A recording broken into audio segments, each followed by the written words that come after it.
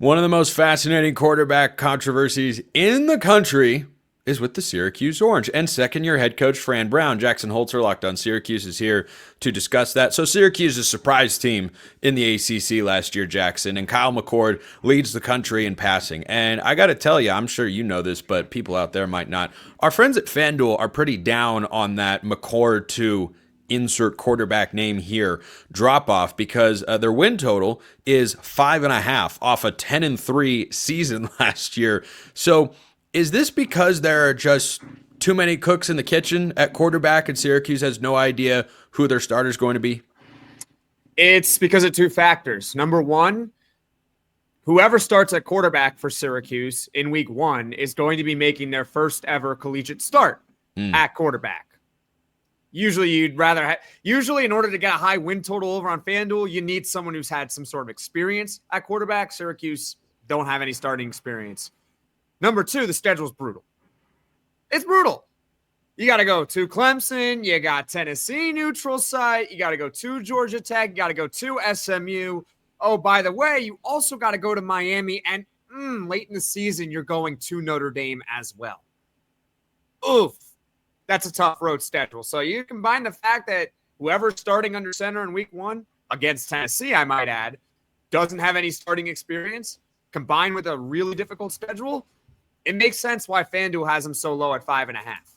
So talk about these four guys, because it definitely looks like a bit of a reset year. Good news is the Orange probably don't have to worry about Fran Brown getting hired away to a Big Ten or SEC school just yet, because you go out put out a 6-win season. That might not be the attractive year that other schools would potentially look for. But let's talk about these four guys. Four guys that you think could reasonably win the starting quarterback job. I don't know that there's another competition in camp across the entire country right now that has that many guys that are in the fold. So what do they all bring to the table?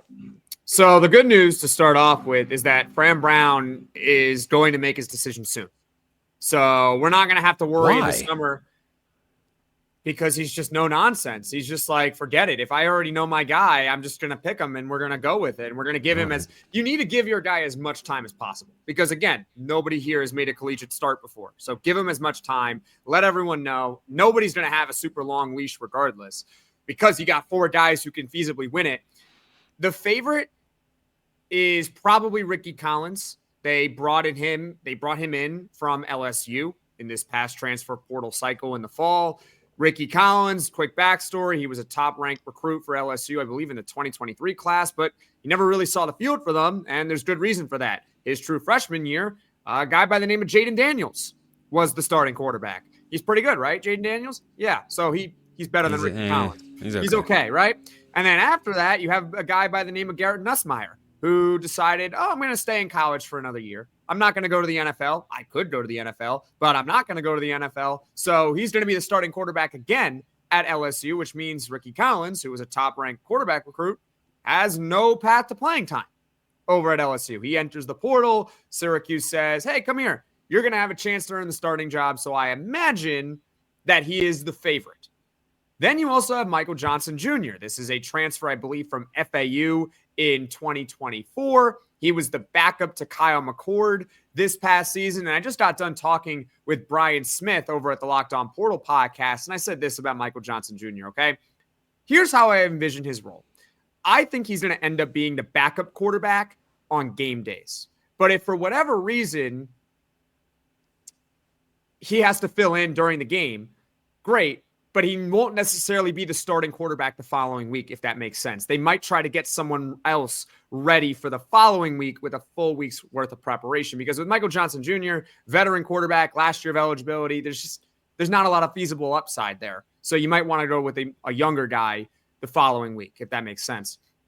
And then the other guys who could possibly win it, Jakari Williams, a 2024 three-star dual threat quarterback recruit. He's got a shot. And same thing with Luke Carney, a 2025 three-star recruit out of Texas. One thing we know about Fran Brown is he's going to play the best no matter what. So he does not care if you're a freshman. He does not care if you're a senior. And we'll just have to see how it goes. I think Ricky Collins, though, is the favorite to start. If Collins gets the nod, Which of those road games would you feel better about compared to rolling with a true freshman if you wanted to say, hey, let's just invest fully in a reset year and let's, develop a young quarterback, and maybe it's one of the other guys because I presume they're not out of eligibility after the 2025 season. Like, how do you think Fran Brown and his staff weigh that calculation of, hey, we want to do what's in the best interest of the program right here, right now, versus, hey, we want to do what's in the best interest of the program for the next 2 to 3 years? I think it's pretty simple. If Syracuse is doing well and they're winning games, well, they're going to focus on the right here, right now. But if for whatever reason, Syracuse football is 1-5, and I hope that does not happen, well, then this season becomes a wash, and you just try to prepare for the following season. None of these quarterbacks, whoever wins, is going to have a super long leash. Okay, this is not Kyle McCord over here. Kyle McCord has a really terrible game against Pitt. Guess what you say? Bad game, you're going to start the next week, and we expect you to be a lot better. He was a lot better, right? If Ricky Collins in that first game has 5 interceptions against Tennessee, probably gets the start in week 2 against Colgate, but if he doesn't play well, and let's say the first quarter against Colgate, they might go with someone else. So it really just depends on how the year goes. So the Tennessee game to start the year, that's a rude introduction for whoever gets the starting job. I mean, I might almost, if I were in that spot, tank to be the backup just so I don't have to start with Tennessee. That had one of the 10 to 15 best defenses in college football last year. By the way, the second game's against UConn. You better not sleep on the Huskies. Right. They were an 8-win program last year as an independent. Colgate, well, that's branded toothpaste. You'll be okay.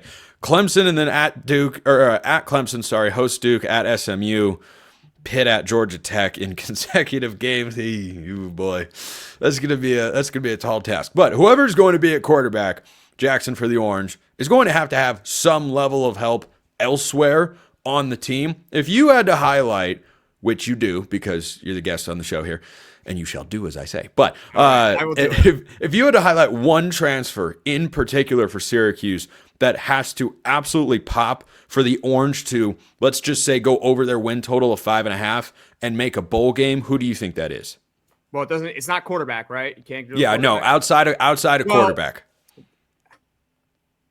They didn't really make a lot of splash additions in the portal. They're mostly relying on a big recruiting class. They do have some young guys coming in who are going to get more playing time next season.